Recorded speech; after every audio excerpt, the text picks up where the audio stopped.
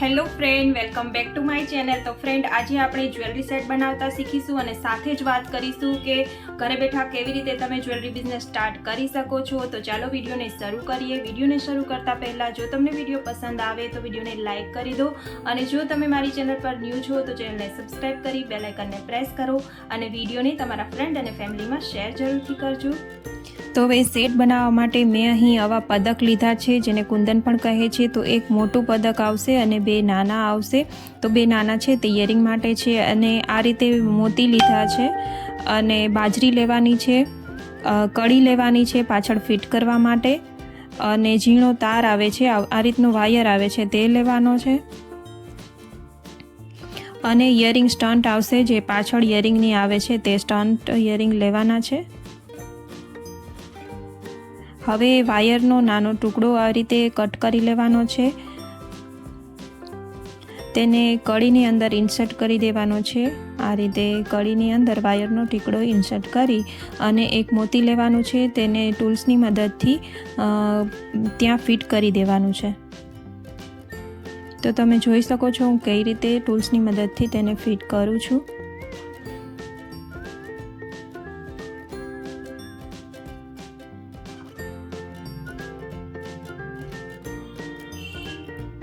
હવે ફરી વાયરનો ટુકડો લેવાનો છે નાનો અને તેને આ રીતે અંદર ઇન્સર્ટ કરી અને 4 બાજરી લઈશું। તો હવે આ રીતે 4 બાજરી લેવાની છે, તેની અંદર ફરી મોટું મોતી લેવાનું છે વ્હાઈટ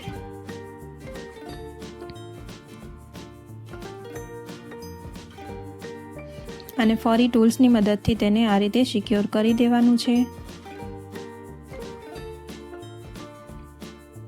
તો આ જ રીતે સેમ પ્રોસેસ આપણે ફરીવાર રિપીટ કરીશું। વાયરનો ટુકડો લઈશું, 4 બાજરી લઈશું અને એક મોતી લઈશું, ટૂલ્સની મદદથી તેને તેની અંદર સિક્યોર કરી દઈશું। તો આ જ રીતે સેમ પ્રોસેસ રિપીટ કરતું જવાનું છે। એક સાઈડ 16 મોતી આવશે અને બીજી સાઈડ 16 મોતી આવશે, વચ્ચે મોટું પદક છે તે આવશે એટલે કે મોટું કુંદન છે તે વચ્ચે આવશે અને કુંદનની નીચે આપણે જમ્પરિંગની મદદથી જે બાજરી છે તે લગાવી દઈશું।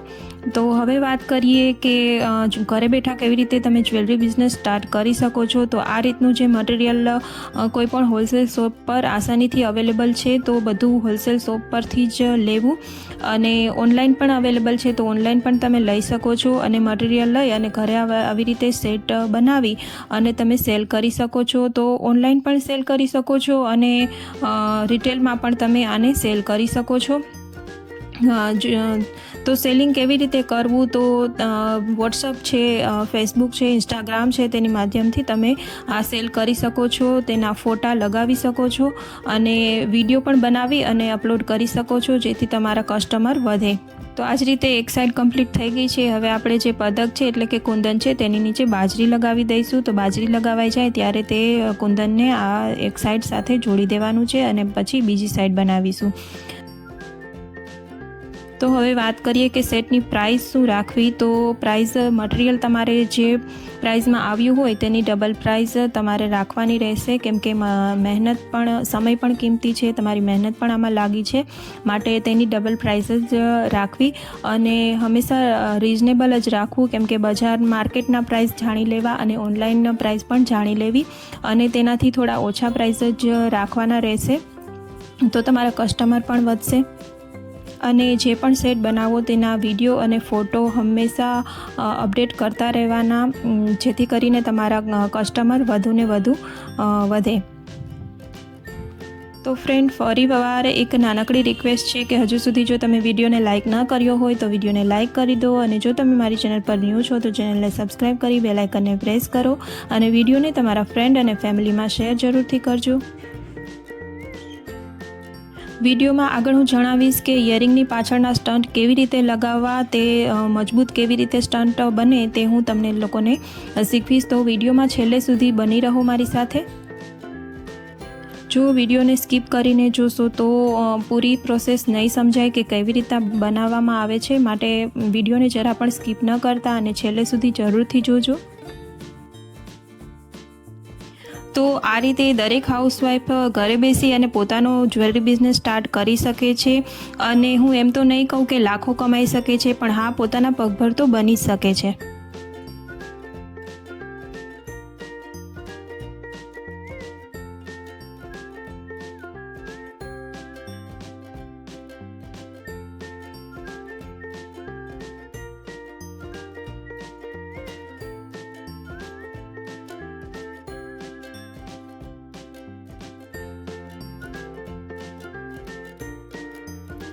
તો આ જ રીતે બંને સેટ બનીને રેડી થઈ ગયા છે. પાછળ કડી પણ મેં ફિટ કરી દીધી છે વાયરના મદદથી. હવે આપણે ઇયરિંગ બનાવીશું. તો ઇયરિંગમાં પહેલાં તો નીચે બાજરી લગાવી દઈશું જમ્પરિંગની મદદથી, અને પછી પાછળ સ્ટન્ટ કેવી રીતે ફિટ કરવા તે હું શીખવીશ.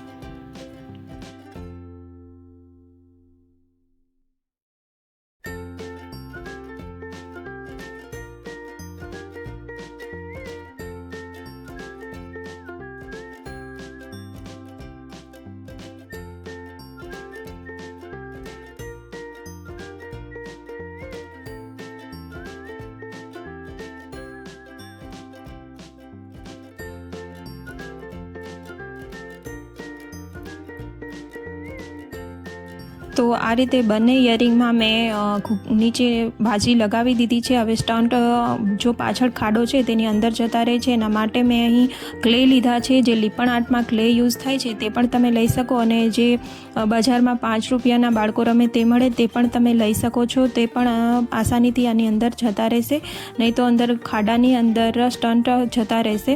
તો હવે ફેવિકોલના મદદથી તે ક્લેને અંદર ચોંટાડી દેવાના છે અને પાછળ સ્ટન્ટ લગાવી દેવાના છે ફેવિકોલની મદદથી.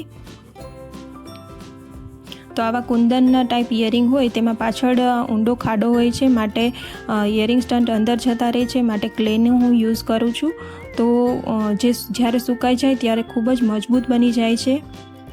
તો આ રીતે તમે સ્ટન્ટ લગાવશો તો ક્યારેય પણ નીકળશે નહીં. અને વધુ જ્વેલરીના વિડીયો જોવા માટે મારી ચેનલની વિઝિટ જરૂરથી કરજો એકવાર.